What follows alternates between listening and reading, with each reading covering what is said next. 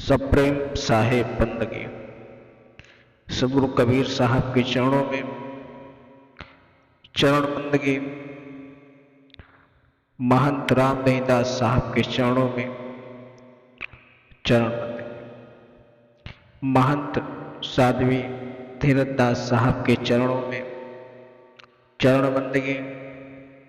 पवन पतित कबीर आश्रम नेवादा गोरडाट पावन धरा को पार पार।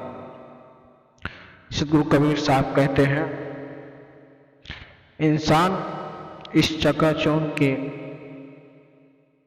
संसार में इस तरह से भूल गया है, उसे कुछ समझ में ही नहीं आता। वह जिसे कहता है मेरा है, लेकिन सचमुच में उसका कुछ नहीं है।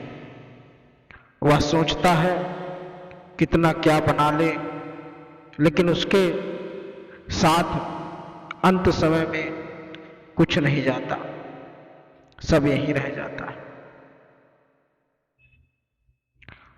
यहां तक कि परिवार में जिनको वह अपना कहता है, माँ बाप, भाई बहन, पत्नी, बेटे बेटी, सखा सहेली, सभी उसके पराये हो जाते हैं। जब तक वह इस संसार में रहता है, उससे सब स्नेह लगाते हैं। संसार को छोड़ने के बाद उसे कोई नहीं पूछता, उसे याद भी नहीं करता। अगर कोई याद करता है तो उसके द्वारा किए गए कुछ कर्मों को, अन्यथा वह भी भूल जाता है। सदगुरु कबीर साहब ने बीजक में कहा है कि भूला लोग कहे घर मेरा, जा घर में तू भूला डोले, सो घर नहीं है तेरा। हाथी घोड़ा बैल बहाना, संग्रह कियो घनेरा। बसती माँ से दियो खदेरा, जंगल कियो बसेरा। गांठी बांध खर्च नहीं पठायो, बहु न कियो फेरा। बीबी बाहर हरम महल में, बीच मियाँ का डेरा।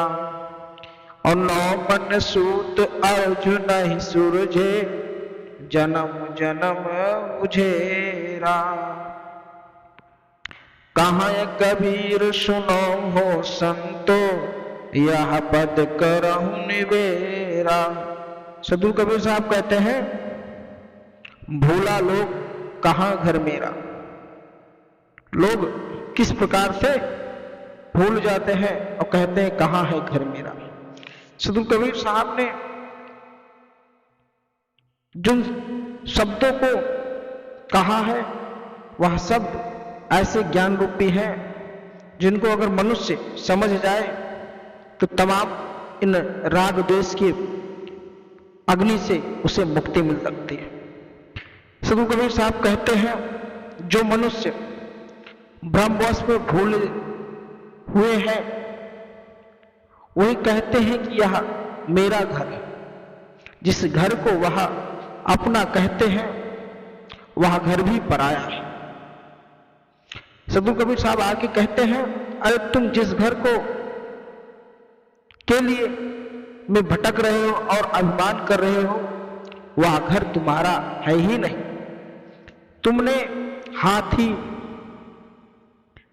घोड़ा, बैल, वाहन जो कुछ भी संग्रह कर रखा है, वह सब तुम्हारे किसी काम का नहीं।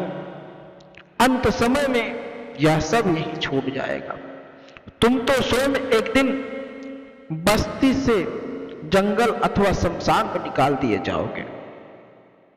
तब तुम्हें जंगल अथवा स्थान में ही स्थित रूपी निवास करना पड़ेगा। सारे हीरे जवाहरात, सोना चांदी, महल अटारी, सब कुछ तुम्हारे यहीं रह जाए और शमशान में तुम्हारे साथ कुछ नहीं जाएगा।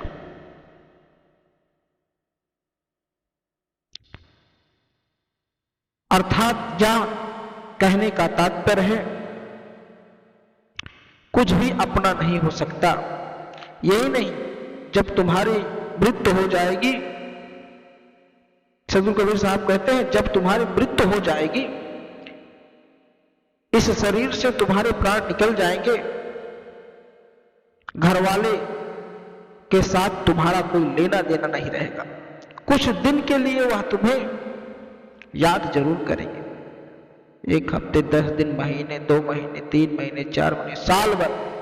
उसके बाद फिर सभी अपने अपने काम में व्यस्त हो जाएंगे।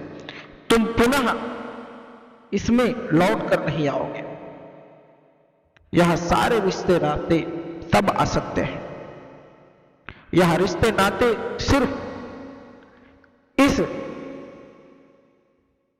संसार में मतलब के हैं। बेटा तुमसे प्यार करता है, तुम्हें मानता है, सम्मान देता है, तो तुम्हारे स्नेह के लिए,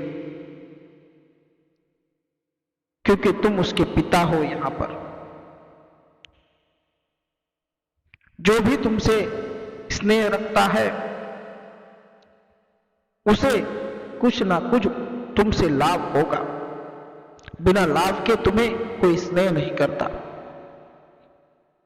यह सारे रिश्ता मिथ्या रूपी हैं, क्योंकि तुमने अपनी सद्वृत्ति रूपी भार्या को घर से बाहर करके दुष्प्रवृत्ति रूपी वैश्या को अपने घर में स्थान दिया है। कहने का आशय यह है कि तुमने सद्गुरु की भक्ति नहीं की, उस राम नाम का नाम नहीं लिया, भक्ति भजन नहीं की और माया रूपी, काम रूपी वैश्या को अपने मन के अंदर बसा लिया। तुम्हारा मन जब निर्मल नहीं है, तुम्हारा कर्म जो है वह सही नहीं है। इस कारणवश तुम्हें यह संस्कार जो मिला उसका तुम्हें भोगना पड़ता है। यानी तुम्हारे ऊपर गलत संस्कारों ने अपना स्थान बना लिया, जिसके कारण 4 अंतःकरण, 5 ज्ञान इंद्रिय रूप और 9 मन शुद्ध विषयों में उलझता जा रहा है। सदगुरु कबीर साहब कहते हैं, हे सज्जनों, हे सुजन लोगों, इस पद का निवेड़ा अर्थात विवेक निरुद्धता को, श्रवणाधिकारों तथा अपने चित्त को संसारिक भागों से हटा दो और अपने चेतन स्वरूप में स्थित हो जाओ। इसका निवेड़ा करो, सद्गुरु की भक्ति करो। इस संसार में सिर्फ माया रूपी जंजाल में मोह से उठकर सद्गुरु की भक्ति करो। सद्गुरु की भक्ति करने वाला ही इस 1,84 लाख योनियां और इस मृत लोक से बार बार आवागमन से ही उसे मुक्ति मिल सकती है। अन्यथा तमाम पंथों में जिस प्रकार से लोगों को गुमराह किया जा रहा है, पाप का भागीदार बनाया जा रहा है पुण्य लेने के लिए, वह तुमसे पुण्य नहीं करवाते, तुम्हें पाप के भागीदार बनाते हैं। चाहे तुम्हें चढ़ावे के रूप में मुर्गी, बकरे और इत्यादि को सम्मिलित करते हो और तुम्हें कहते हो कि तुम्हारे ऊपर से पाप और तमाम मुश्किलों को हटा देंगे। अगर तुम फला फला को ये चढ़ावा चढ़ाओगे तब जाकर तुम्हें मुक्ति मिलेगी। यह सारी बातें मिथ्या हैं। बंधुओं, सदगुरु कबीर साहब ने कहा था, उनके जो शब्द हैं कि अपने मन को निर्मल करो। जब तक तुम्हारा मन निर्मल नहीं होगा, तुम्हारा तन निर्मल नहीं होगा, तुम्हें ईश्वर की प्राप्ति नहीं होगी।